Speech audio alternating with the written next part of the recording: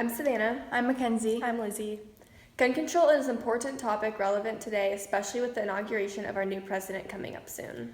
We believe that tight gun regulations should be enforced in the United States for safety reasons. This issue is so important because of how many gun-related deaths occur each year. The United States has one of the highest mass shooting rates compared to other countries. We think enforcing more laws will help decrease this. Our unalienable right to life and liberty and the pursuit of happiness, those rights were stripped from college kids in Blacksburg and Santa Barbara and from high schoolers at Columbine. The National Rifle Association has had a powerful impact on the public. They have consistently been fighting for less gun regulations. If guns really could reduce crime, the U.S. would have the lowest homicide rate compared to other countries instead of the highest homicide rate. The strict laws of other countries have kept homicidal violence and other gun incidents down. It is important that we take a stand and work towards more control to decrease our murder rate. This is an absolute epidemic that is happening all across this country since Sandy Hook. And why I say that we're complicit is that when there is no response from Congress, when there is not a single legislative act passed to try to do something about this, it sends a message of quiet endorsement of what's happening. I know that's not our intent. I know that's not in the hearts or minds of any of our members.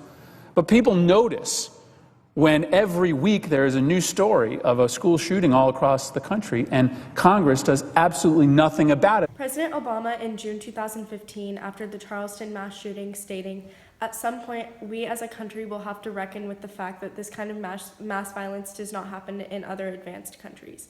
It doesn't happen in other places with this kind of frequency. It is in our power to do something about it." Yes, I think that gun control could be more in the documentary that I show our classes.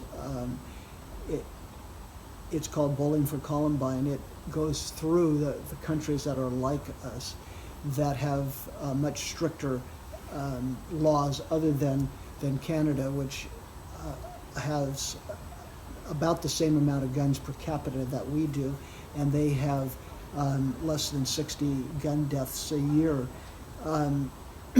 So we are far greater at killing each other with guns than any other country that would be considered like us.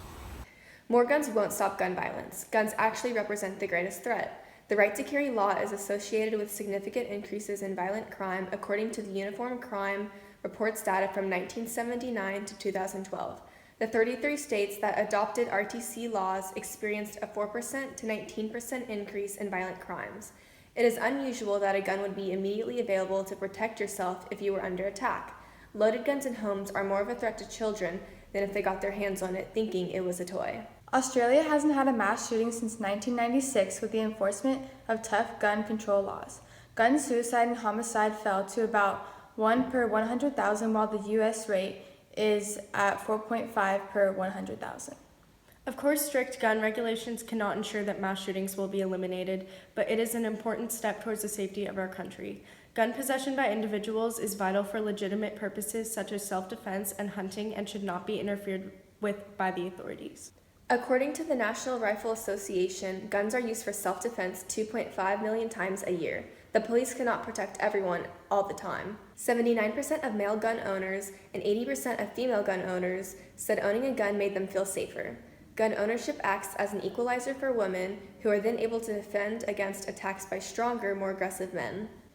Nelson Lund, professor at George Mason University School of Law, stated that the right to self-defense and the means of defending oneself is a basic natural right that grows out of the right to life.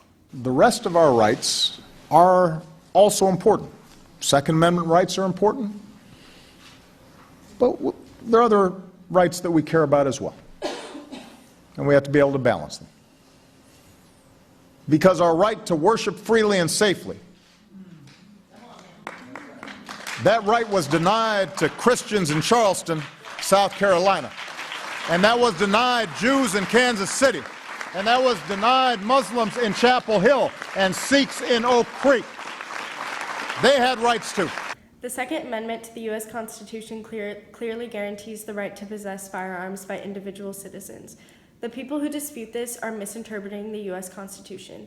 More gun control laws would break the terms upon the right to bear arms. We recognize the opposing concerns, but continue to stand by enforcing stricter gun laws.